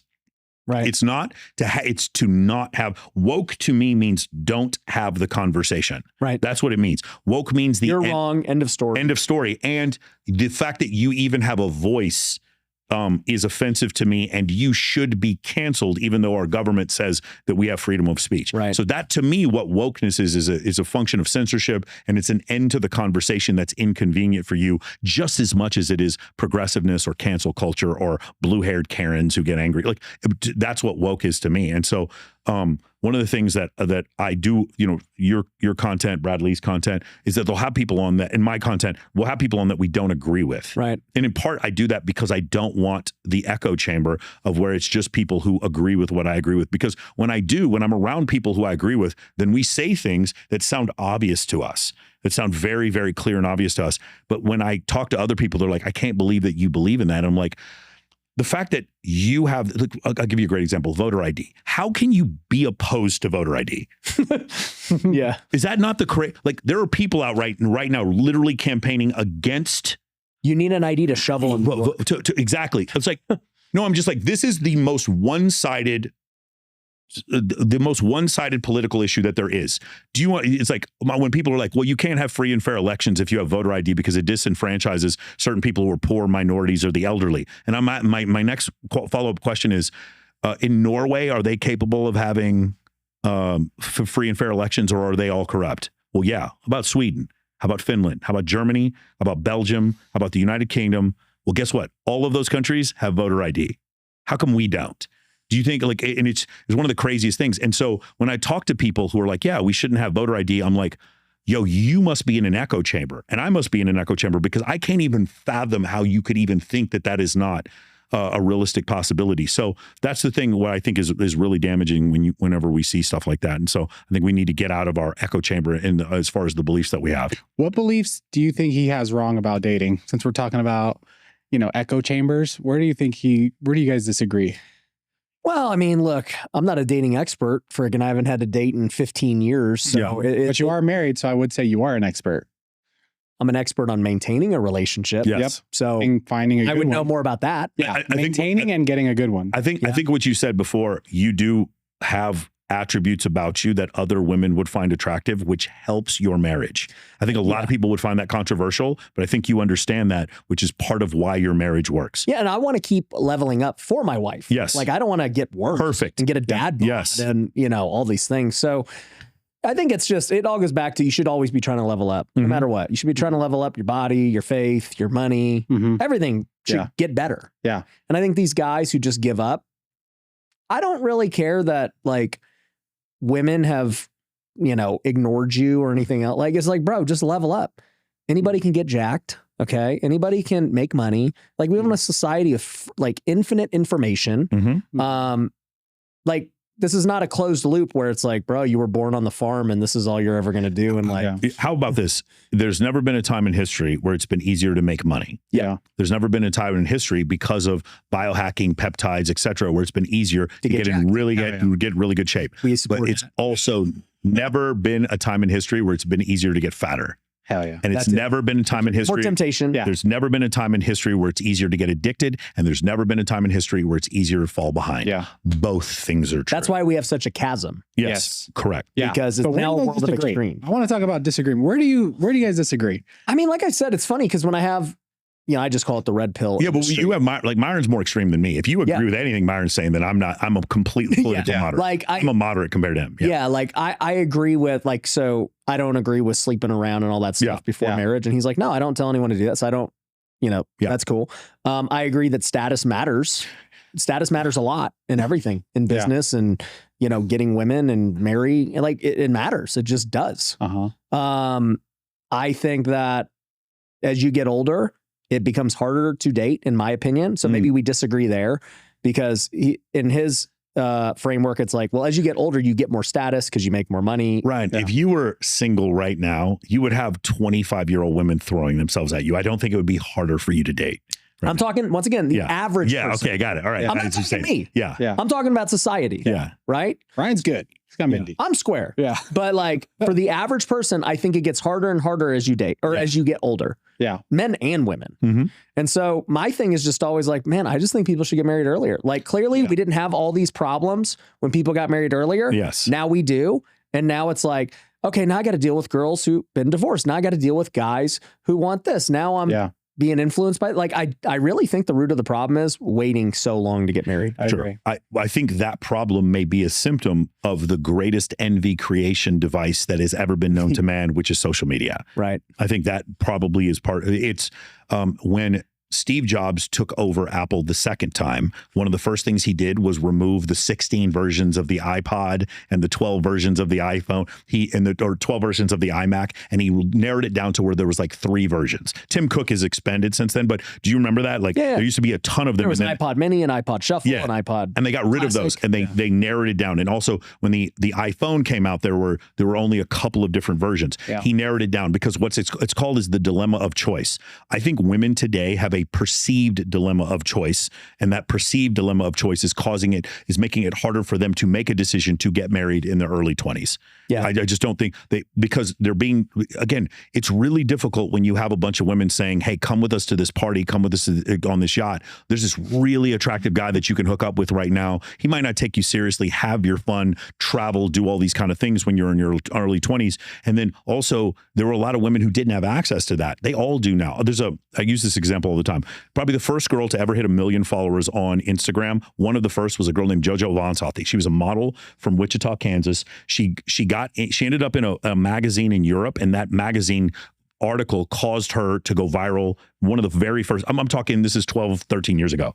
JoJo Vonsothy was a 19-year-old Hooters waitress that I met when I was stationed in Wichita, Kansas. We weren't dating or anything. She's just a friend of mine.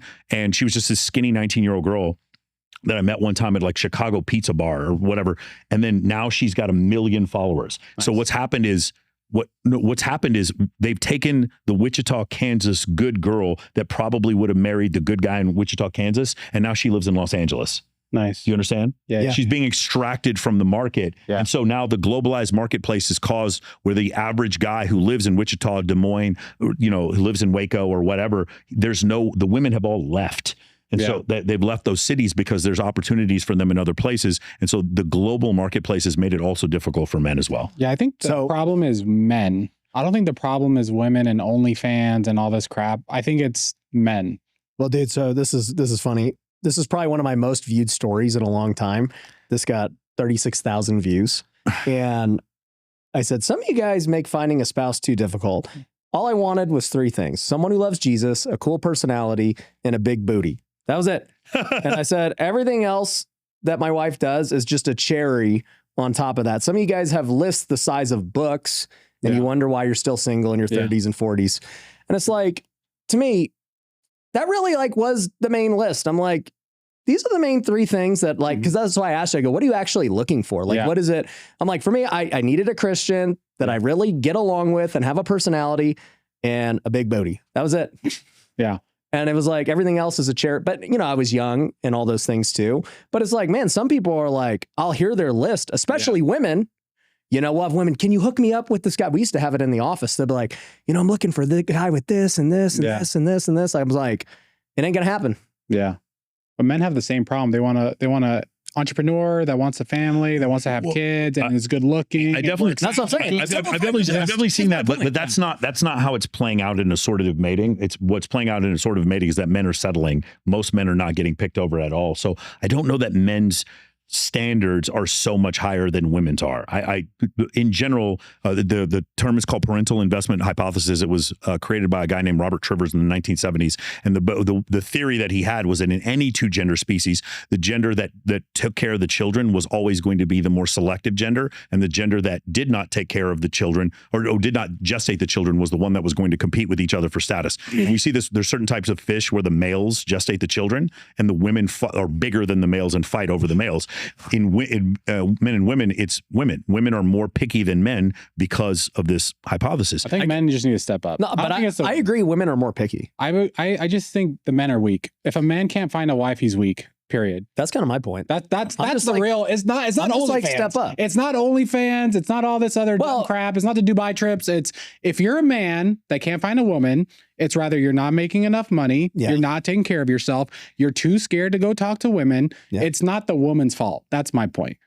You could get a girl if you just. You could get a girl if you actually tried. It's not. There's not the one Wichita cocktail waitress. I don't move to Los Angeles. That's not the problem. I think there's a lot of men out there that cannot get a woman even if they tried. I disagree. Even if they tried. Even if they tried. I see ugly guys with women all the time. Right. But the problem is that's anecdotal. The data would pretty much support what I don't support that. How do you analyze try? How do you analyze that they try? So the men report having no success. So it's like the unemployment let's do data. A test. Yeah. Let's do a true test and get down to this because I don't believe any of this data we can find. Let's get 5 random guys that are watching this video. Bro, you are about to be massively disillusioned. No, you're going to be disappointed, son. You're wrong. The problem is the problem is I have 4,300 clients. You are about to. It don't matter. The problem is you're about to be attracting simps. That's not my fault. The problem is we're going to get 5 regular guys, not guys that watch all this content, OnlyFans BS. Let's do it today. Let's go to the strip. You are going to be massively disillusioned if you think average guys are going to go out there and just walk around and meet women that they're going to be able to date. You are about to be massively disillusioned. Well, I don't think they should go meet them on the strip. Wherever. No, I'm just saying we can go to the gym and pull 5 guys. Let's do a test. Good. And then they go talk to girls. 30-day video. And these are average looking guys. Yes. I'm down to do that today. I have a videographer. We'll go find 5 guys. I don't need to be a part of this. Just do it on your own. You're going to find out. You're not going to produce the video because you're going to see what I'm talking about. We're going to see. When you see how outrageous the standards that women have are for average guys right now, you're going to be massively standards. Again, women should have high standards. You are saying two things that cannot be true at the same time. Right. You cannot say the average guy, if he just tries, gets a woman, and then at the same time say women should have higher standards. But I agree with you that women should have higher standards. Yes. The issue that I'm saying is the idea that the average man can just go out and find a woman right now is hokum. It is not true at all. Again, the problem is if I produce data that shows that 63% of men are the age of 30. Again, that's your only argument. Your only argument is to not believe peer-reviewed data. No, that's the only argument. Just the reality of the situation. I think what you're trying to say, though, is that average men should just become above average. Exactly. That's fine, but mathematically, what happens then? What happens to the average? The average goes up. The average goes up, and then women's standards then also go up. That's what we've already seen for the last 40 years. But I think maybe above average men can go down. I think maybe it cancels out. Any man that works out at least 3 times a week. I do know for a fact above average people do go down. They lose wealth. They that happens too. Yeah. So I think it ends up averaging. I don't think it's that the thing goes up. I think it's people just trade places. I think my whole case is like the average man, if he worked out, made more money, went to church, would find a wife. Easy. Because you're not average at that point. You're becoming above average, making more money, being in shape, having faith. You just talk about the average guy, and the average guy makes $61,000 a year. That's fine. What's wrong with $61,000 a year? That you think that, so one more time, because remember, we're recording this. You want to say that the average guy who makes $61,000 a year is going to go out and find a wife by going and not improve. He can't improve. Yes. And he's going to go out. $61,000 a year? And he's just going to go out there and find a woman who wants to be with him. Is that correct? Yes. Got it. We got that on camera. Yes. You don't need me for this experiment. Do it on your own. I think you're going to be massively disillusioned. But you can't have him get better. Yeah. He has to stay average. I'm saying they got to get better. Done. Yeah, but then he's not average. It's not a money problem. It's not a $61,000 a year. It's not the problem. If you ask women, that is the number one. Hey, what if he's a really good-looking guy who makes $61,000? That's a bubble. What about a good-looking guy? Whoa, time out. Can we get this on camera too? The idea that women want men who make more than $61,000, he said, is a bubble. He thinks that most women don't feel that way. Is that correct? You think that's a bubble? I think most women want a man that's going to respect them, take care of them, and make $61,000 a year. If he checks all the other boxes, I think you're only thinking about a Christian. I don't think you're thinking about normal girls. I think what you're saying is ridiculous, man. No offense, brother. Wrong. That is so. I disagree with you. I think you live in a bubble. No. Let's make sure. Let's make that's one. Not the reality. Let's make one thing for certain. Let's say one thing for certain. You're not disagreeing with me. You're disagreeing with data. Let's just make sure. No, you're disagreeing with the data. I'm going to start using that too. Nothing. With the data. Nothing that I'm saying is based in my opinion. Nothing I'm saying is based in my opinion. What I'm saying is when the studies come out that 63% of men under the age of 30 are single, but like 31% of women are single, that shows me that these women are choosing a small group of men. They are. But so that means mathematically the average guy is not getting chosen. Hold on. How does the math, if there's 50-50 men to women, how does that math play out? Women are dating men over 30, or they're multiple women are dating the same man. Multiple women that would be the only path. Or they're dating, or a woman if a woman's 25 dating a guy who's 35, then that means she's in a relationship even though she's under 30. Yeah. And so what was the stat again? About 30% of men under 30 are, 63% of men under the age of 30 are single, but only about 30% of women. So because the women are dating older men. Or they're sharing one man. Okay. I'm like, that doesn't make, okay. Oh, yeah, but hold on. But if that is true, then how does the average man fare? Not very well. I think, to Brian's point, I think an average guy can still obviously get a girl. For sure, he can, but he does have to level up, like you said before. Yeah, if you want to level up in your personality, everything. Yeah. No, but my question was, what if they're good looking and only make $60K a year? Well, how do those guys fare? They do well, but the problem is that they don't have that. They don't have like a lot of access. So I have a lot of clients that are multimillionaires, and they're like, I work a lot, and I already know a rich guy who's ugly is going to fare better than that guy. Probably. Well, I mean, that's very astute. That is correct. Yeah, looks don't matter as much for men as they do for women. So when you look at that whole situation, what we find is I have a lot of clients that come to me who are very, very, they're in shape, they're wealthy, they're very successful. But what happens is when they communicate with women, the women that they're communicating with, wherever they meet them, if they meet them at a bar, if they meet them at the gym, if they meet them any place, frequently, about a third of my requests that I get for leads, they say, I'm looking for a good Christian woman to have a long-term relationship with. A third are asking that? About a third are asking that. And they're still not finding it. That's why they go to church. Hold on. That's why I don't suspect. That's why I know what you're saying. No offense, brother. You're about to be you're a flat earther about to recognize that the earth is round, bro. No, you're wrong. What you're saying is wrong. What you're saying, I'm married, and your respect. I actually found a wife. Your response is that you're wrong. That I'm wrong. It's just what you're saying. The data shows that you're wrong. I'm married, you're not. So I know how to find a partner and you don't. I just, again, man, like if you go through with this, the level of disillusion you are about to come, you're going to be like, yo, why are these? Do it if you do it with me. You're going to be like, I'm going to prove you wrong. You have to share it on your show. What? Dude, I've been sharing this for 18 years. But you're getting a different opinion, and I'm going to show you how to help men find a wife in a year. Is most of your people you get to find a wife, or what is their end? At least a long-term relationship, but a lot of them ask for a wife. Yeah. They want a wife. And then do you tell them to go to church? I don't tell them specifically to go to church. Okay, well, that's where you're wrong too. If a third of them want a Christian woman and then they're not going to church, how are they going to find a Christian woman? That doesn't mean they're not going to church because it wasn't my prescription to not go to church. If they're looking for a Christian woman, then they should go to church. My point is, I have clients that are secular, Muslim, and Jewish. That's why I'm not going to just tell them. Even the Muslims need to go to mosque. Okay, so that's my point. It's like that's why I'm not going to prescribe for them. My program is not, hey, are you a good Christian conservative man? Join my program. That's not how it works. Yeah.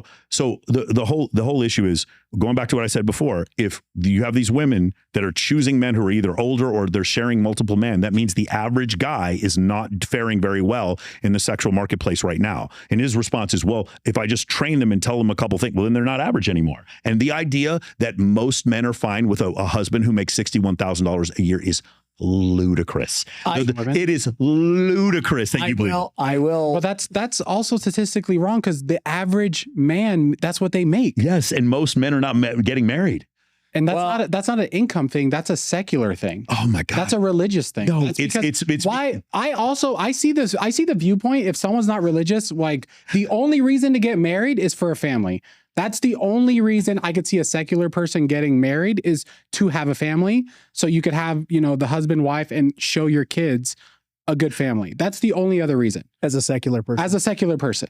Okay. What would be the only I agree with you that, but that was okay. The original point was the average guy is just going to go out there and not be horrifically rejected by the majority of women he encounters. You are about to be massively disillusioned. The way women are treating men now is outrageous. It's not a high standards anymore. Women, or are we talking about these old? I'm talking about the average woman. I'm talking about below average looking women who are not on OnlyFans. I'm talking about all of them, because they're still exposed to social media. The social media is the problem where that is deriving the standards that people have. That's where a lot of this is coming. You know what I will say, the last year plus a Wealthy Investor, we've had more women than ever. Yeah. And I thought that was weird because, when we were doing it years ago, it was majority men, right? Yeah. And so we had all these men trying to level up and do this stuff.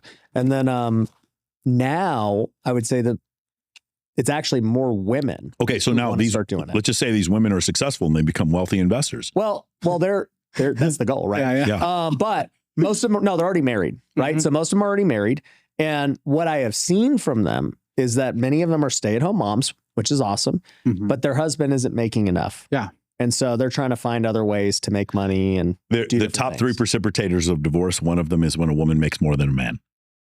That's what I literally said before. Yeah. I'm like, I see that not being a good thing for most men. It will cause problems. Okay. And so in general, are women making more money than they did, say, 30 years ago? Yeah. Of course. Again, like the math is so clear on what's happening right now. And I understand you think I'm wrong because it's your opinion, but unfortunately, no data supports what you're saying, that the average guy would have no trouble. You don't have the data to. Yeah, you're right. You can't use the data. Everybody, don't listen to the data. That's fine. You're wrong because, the average guy is married. The average American makes $61,000. The average guy that's married makes $61,000 a year. The average guy in the United States makes $61,000. I wonder how much the average married guy makes.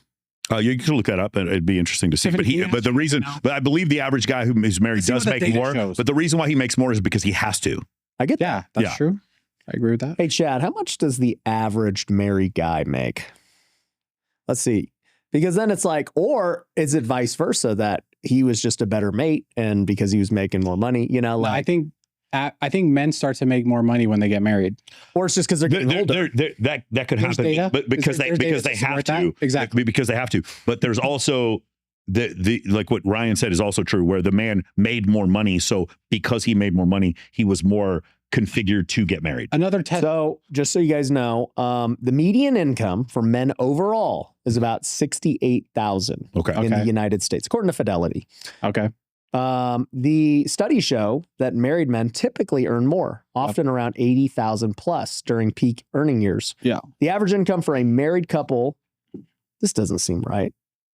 It says the average income for a married couple is 146. So like 80 and 60 combined? Because I've heard of annual or household incomes like 70K, but I guess households, even if you have a non-working. So here's the other thing is the median and the mean are two different things as well. So the median income, meaning if we stratify all incomes, we take the one that's in the middle. Right. The mean is if we average them. If we average them, the number's lower. Yeah, no, I get that. About Ryan. Well, I guess household income would include non-working spouse. So it's basically saying if both work. How much money were you making when you met Mindy?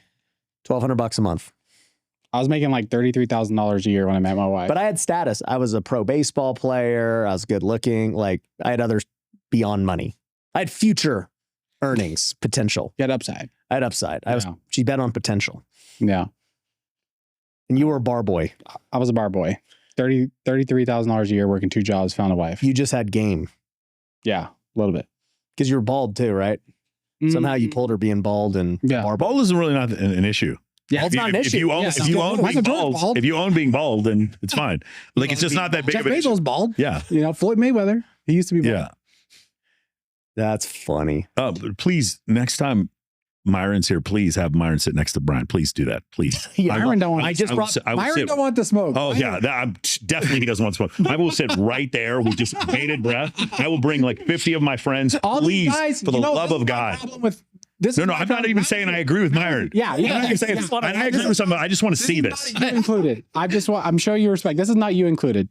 My problem with all these internet guys that criticize women is none of them are married. None of them are married. Yeah. None of them have no signs of success in relationships at all. Yeah, so all they do is all because they sleep around and then get young 20-year-olds to listen to them. Yeah, they think they're so smart. That's like the red pill crap. It's so dumb. Yeah, Rollo's been married for 29 years. There's Rollo Tomasi. He's the guy who wrote the original book that created the red pill, The Rational Male. There's several guys that are in relationships there. I understand what you're saying about specifically Andrew Tate or all these guys. Or Justin Waller is also married. He's been married for a while, and I think he's had his 3rd kid just recently. It's not that. It's and by the way, at no point am I like he's saying that it's men's fault. I don't think it's anyone's fault. I think it's a function of Charles Darwin. It's just a function of evolution.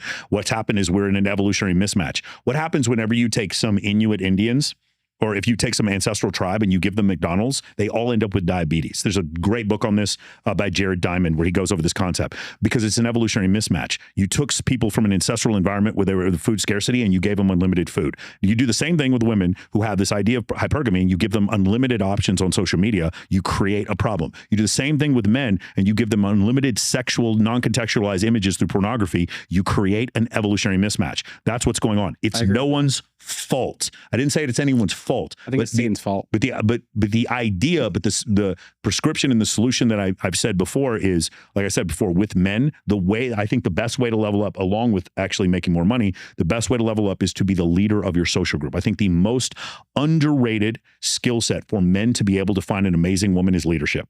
Is being able to lead. And that is something that is being morbidly lost. And in fact, if you are a man being taught to lead, it is seen as misogynistic by the left. That's what I'm trying to say. It's like not only is there so few dating advice that's actually good for men, that's out on the internet because most of it's ratioed. It's that the dating advice that they're getting to be more sensitive to women that they just met is terrible, terrible dating advice. Yeah, more submissive. I'm more. I will be absolutely open and vulnerable to people who've earned it. People who I served with in the military, people who I've been friends with for 10 years. I'm not going to be open and vulnerable to people who haven't earned it. I just don't think that that's the way for men to be because, again, in the situation, whenever I was in the airplane, I was in an airplane like 3 times when it caught on fire. And when I was in the military, and it was never a situation where when the airplane caught on fire, I would sit there and tell the pilot, I was like, hey, the airplane's caught on fire. Let me tell you how I feel about it. You know, like, let's go over my feelings and I need mental health today. I was like, let's get the fucking fire extinguisher. Let's put out the fire. Right. I do think men need a certain level of stoicism that's being lost on them. And that stoicism is an attractive masculine quality that men have. Emotional. Correct. I say that all the time. So the issue is men are being taught that there's a male loneliness epidemic because men aren't sensitive enough. No, there's a male loneliness epidemic because men are too sensitive. I agree with that. That's what I'm trying to say. I tell these guys every day they're soft. And I'm just like, bro, nobody cares how you feel. Okay? Like your job doesn't care how you feel. You either produce or you don't. You like your kids. Okay. If I'm going to go be a good dad today, I get to come home no matter what happened here at work today. It's irrelevant how I feel. I get to choose whether I'm going to be a good dad when I get home or not. I get to choose whether I'm going to serve my wife or not, regardless of how I feel. And I learned that in pro sports. It was just like you learned in the military. It's like, bro, this terrorist does not care if I slept bad last night or like, I'm just going to go and perform. it's just a very binary choice. Perform or don't perform. Like how you feel doesn't really matter. And not enough men understand that. They want to make excuses. Oh, freaking, this happened to me. And, yeah. And I think to your point, they have more and more excuses. Oh, well, yeah, like I don't even have a choice because of this girl. It's like, bro, I don't care how you feel about it. I don't care. Like, it sucks that this way, but perform or don't perform. Level up or shut up.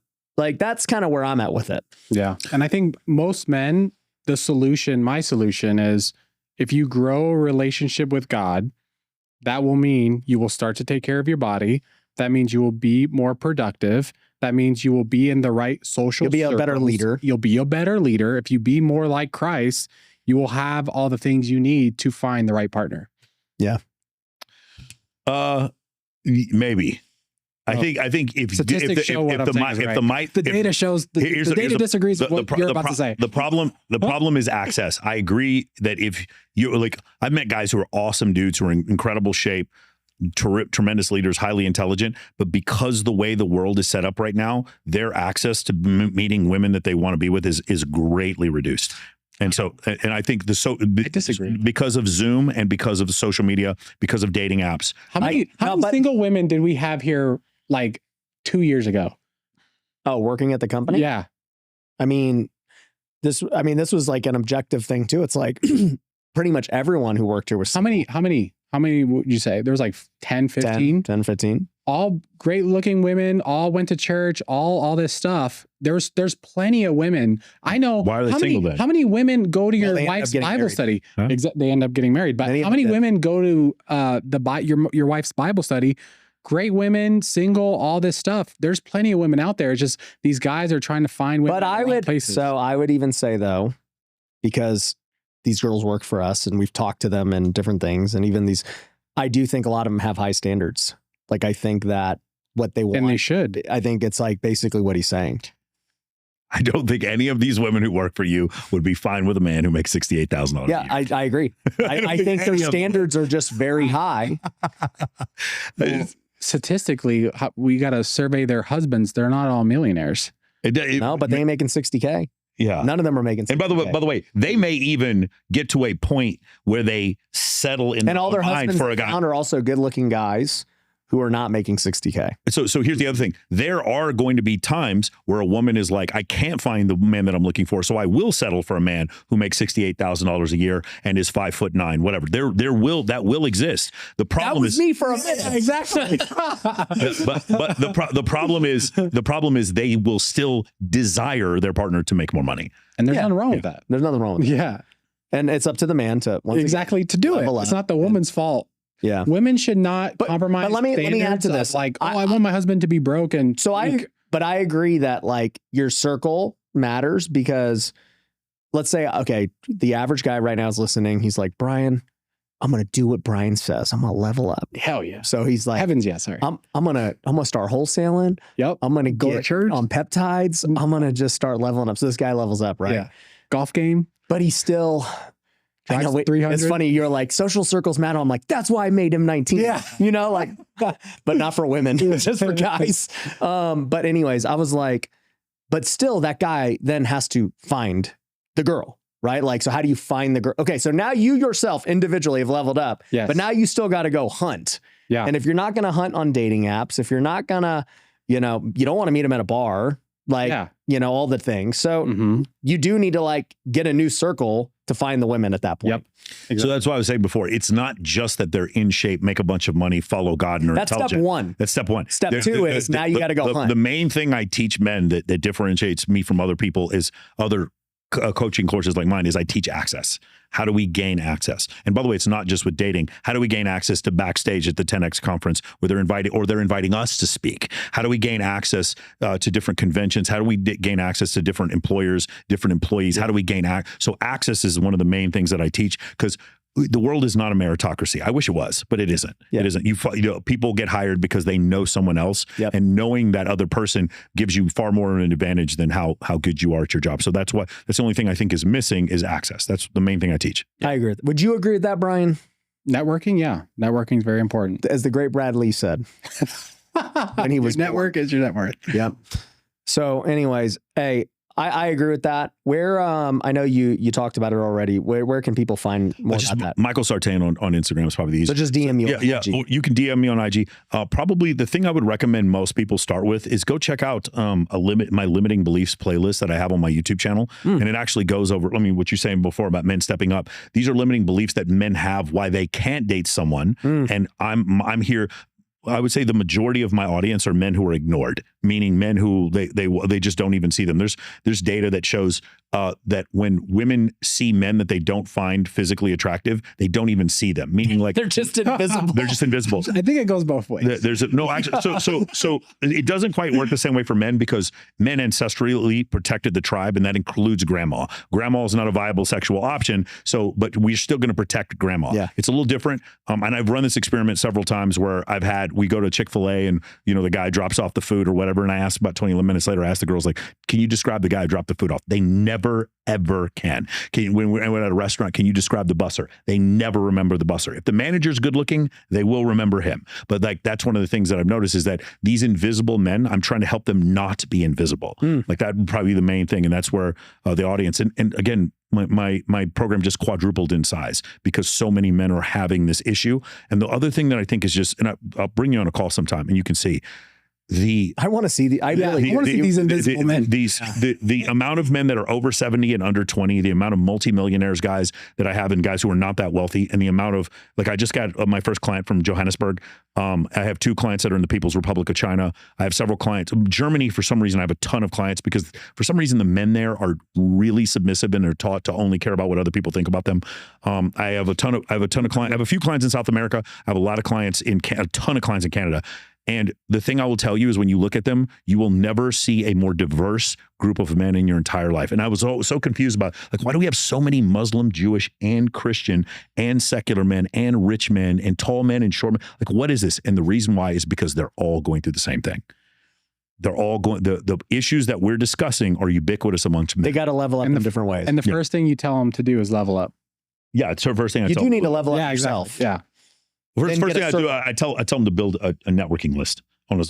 Specifically, we go over Google spreadsheet, and I'm like, what is the desirable woman that you want? And then we go over and we try to like replicate the places that a woman like that would go, and then we see venues that would tag a woman like that. So for instance, if you want to talk about the church, if our Instagram account follows all the women that go to that church, then you would go to that Instagram account, and then you would see all the women, and you'd put them on a guest list. You'd put them on a Google spreadsheet. Then you're going to be a part of 10 singles ministries. Yeah, every night.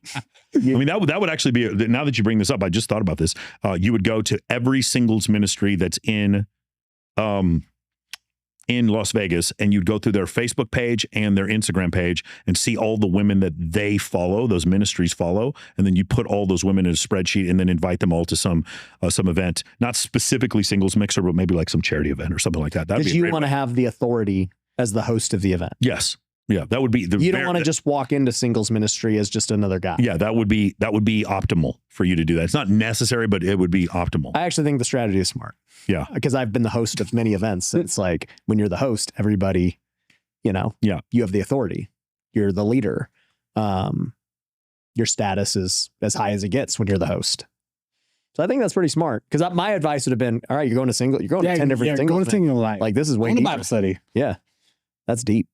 All right, well, dude, it's been fun. Good seeing you again. Brian, when we get Myron on, we'll let we got Sartain on. 40 people sitting right here. We're just watching. They're all going to bitch and complain about OnlyFans girls and all this crap. Yep. Brian's ready to let me say this for the third time. It's if I was a woman and I could make $500,000 a year doing something that easy, I'd probably do the same fucking thing. I'm not complaining. I wouldn't. I'm not complaining about that. Okay. No, realistically, you're correct. I probably wouldn't either. But my point is, I do understand why some people would, in a rational sense, in doing that. It's not a complaint. My point is, when we do those things, there are downstream ramifications. And one of the downstream ramifications of Sophie Rain making $84 million in 2 years years and going all over social media and going mega viral for making $84 million in two. No, it wasn't 84. It was $96, $97 million in 2 years. She made more money than LeBron James.